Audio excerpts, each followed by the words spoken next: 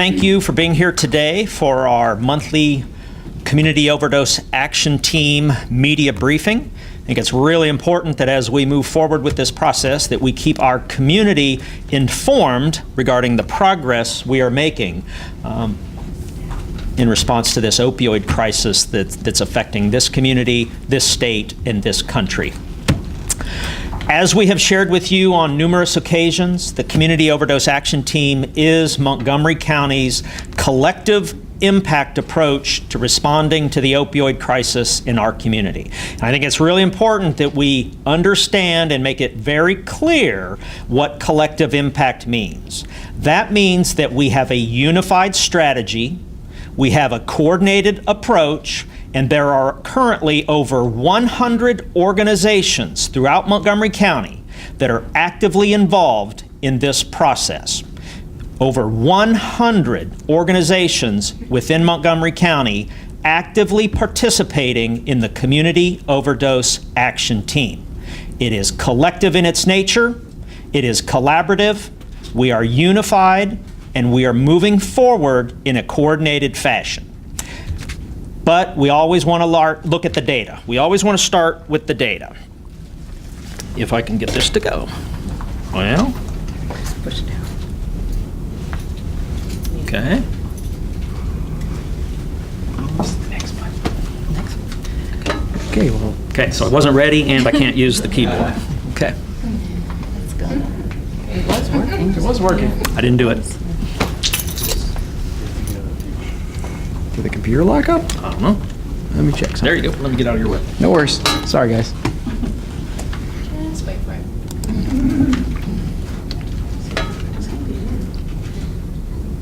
We're gonna shut this one down and see if it's maybe the presentation. There you go. There you go. Thank you. Check. There you go.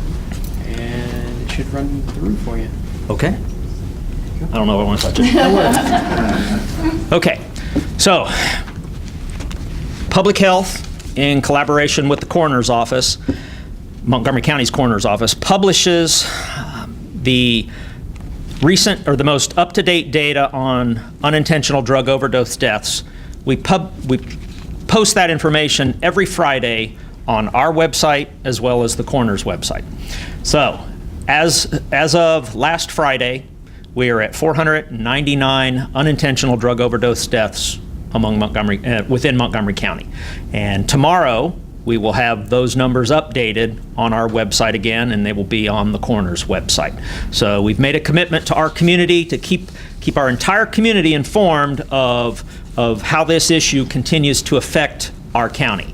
And then you can see on the right of the slide that this is not just one particular jurisdiction. It's a public health problem, it's a public safety problem, it's a community problem. It affects every community.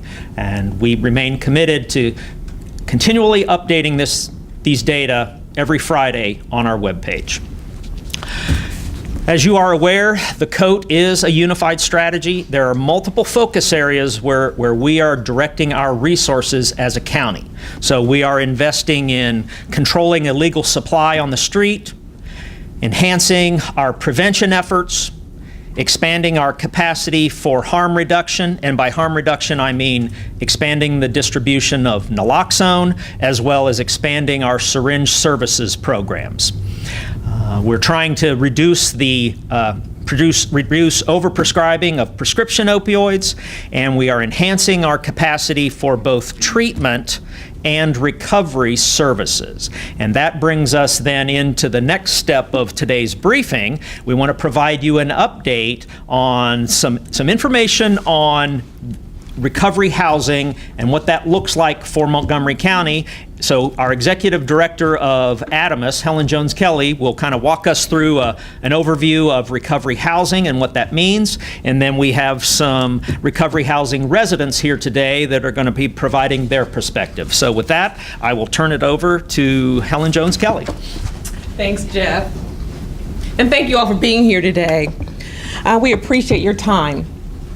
And we're keenly aware that the toll that the opioid epidemic has taken on our community, but we're also keenly aware that recovery from substance use is possible, and it's happening every day here in Montgomery County.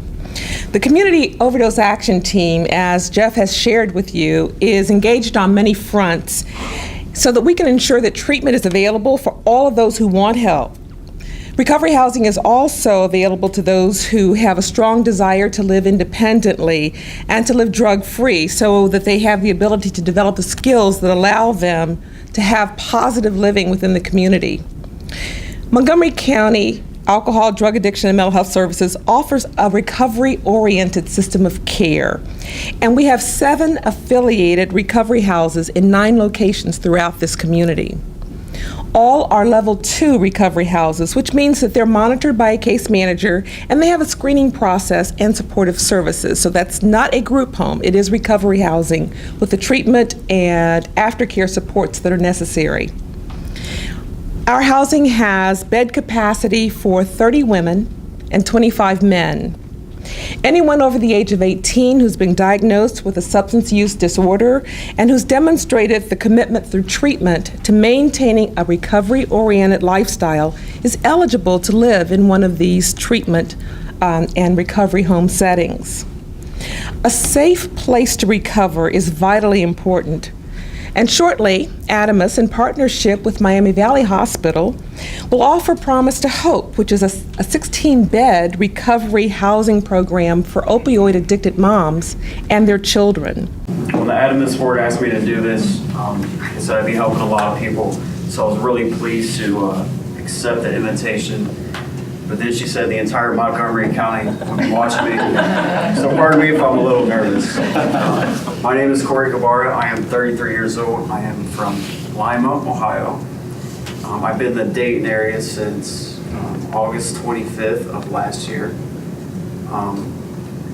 I am a recovering heroin addict and alcoholic.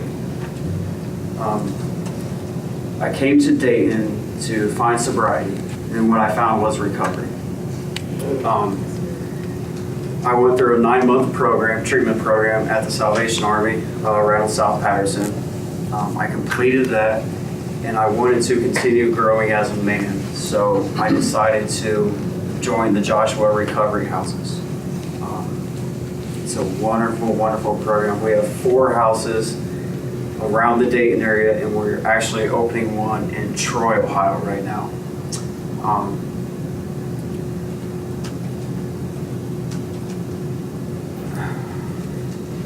What I really like about Joshua Recovery is the structure.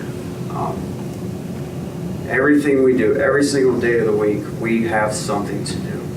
And at first it can seem overwhelming, but there's a plan behind all of it, and it's just learning how to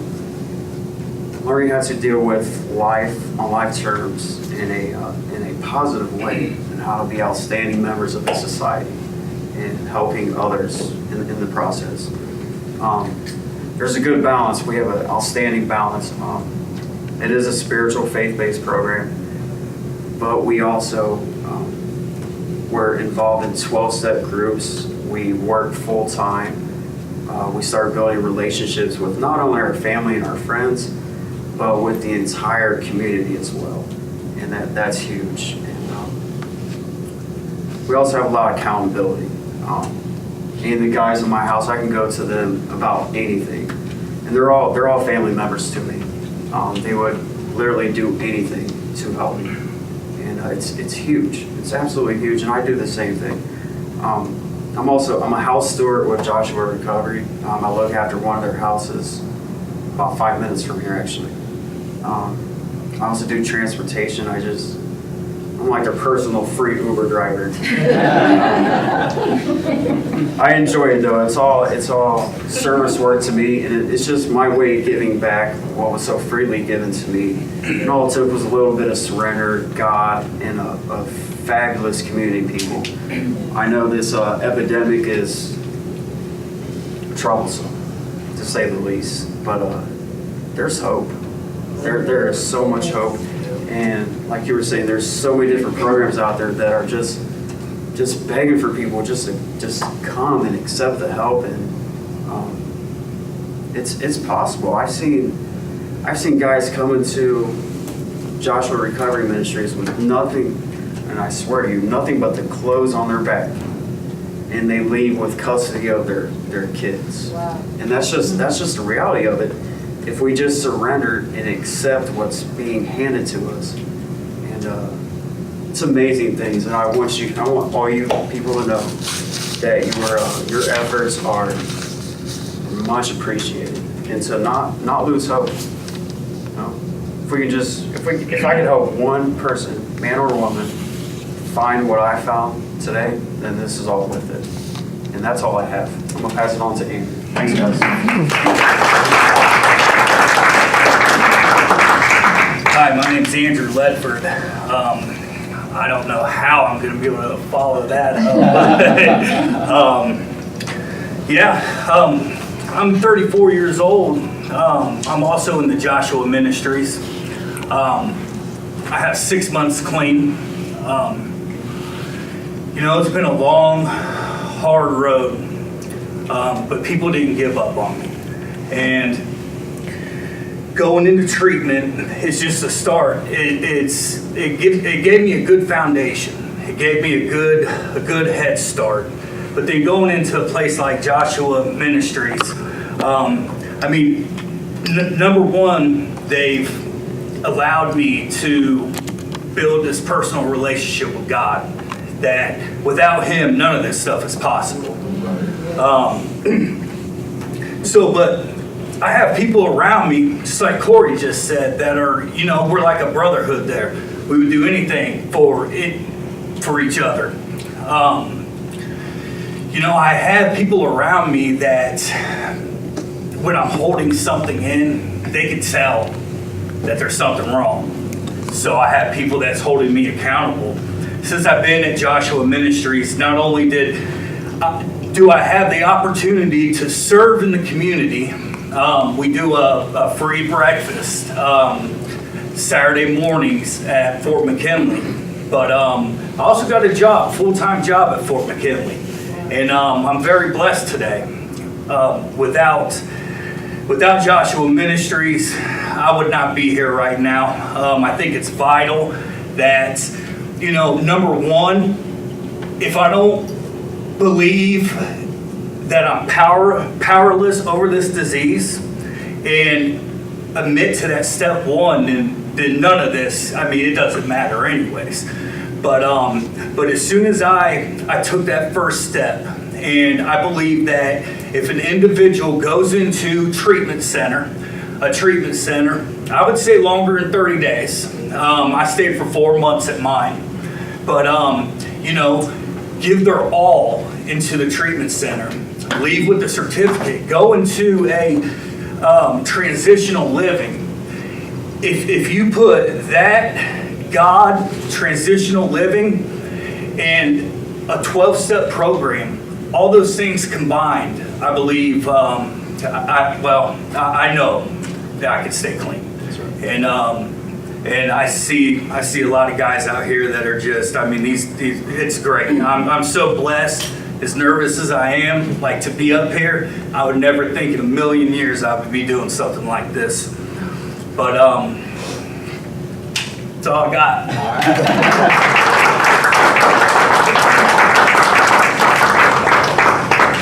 Hi, my name is Sarah Northrop. I'm 31 years old. I have battled addiction from the ages of 13 to 30. Today I stand 10 months clean. I made the choice to surrender my life from drugs January 2017 of this year after losing a loved one to suicide in relation to drugs. The lifestyle I engaged in not only led me down the darkest of places, but I abandoned everything that I truly cared about, such as myself and my son.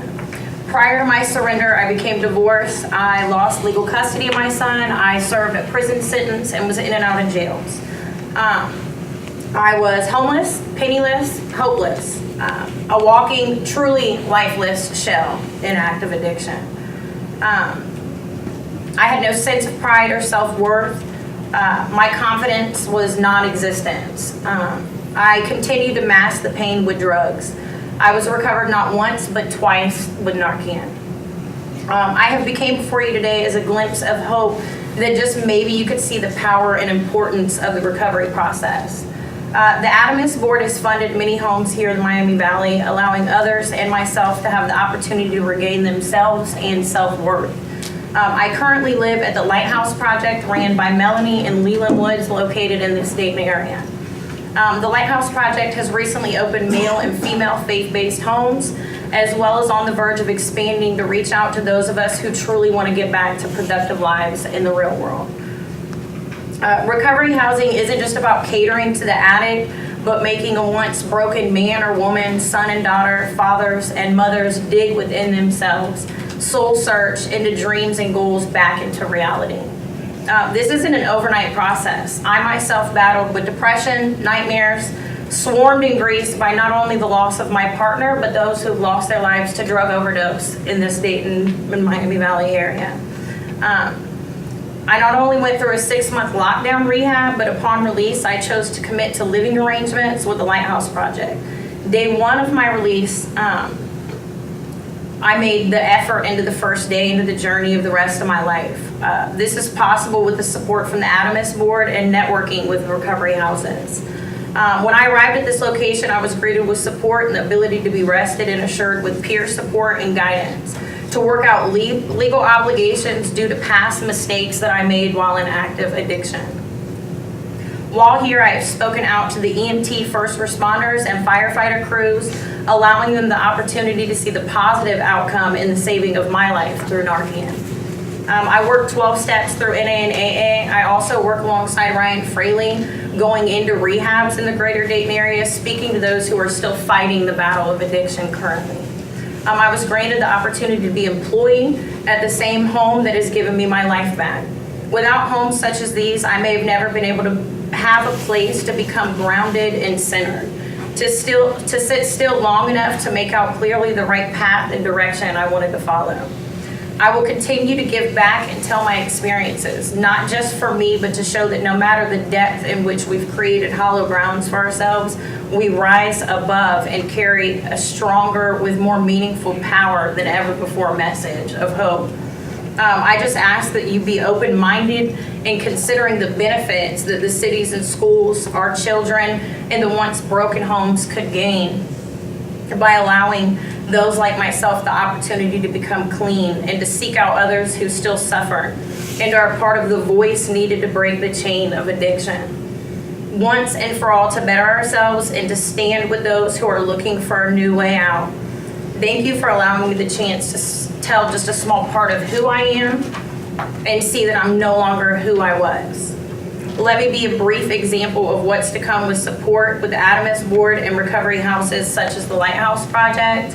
And I just wanted to give a special thanks to Women's Therapeutic Court with Judge Wiseman for making it possible for me to keep coming back. Thank you.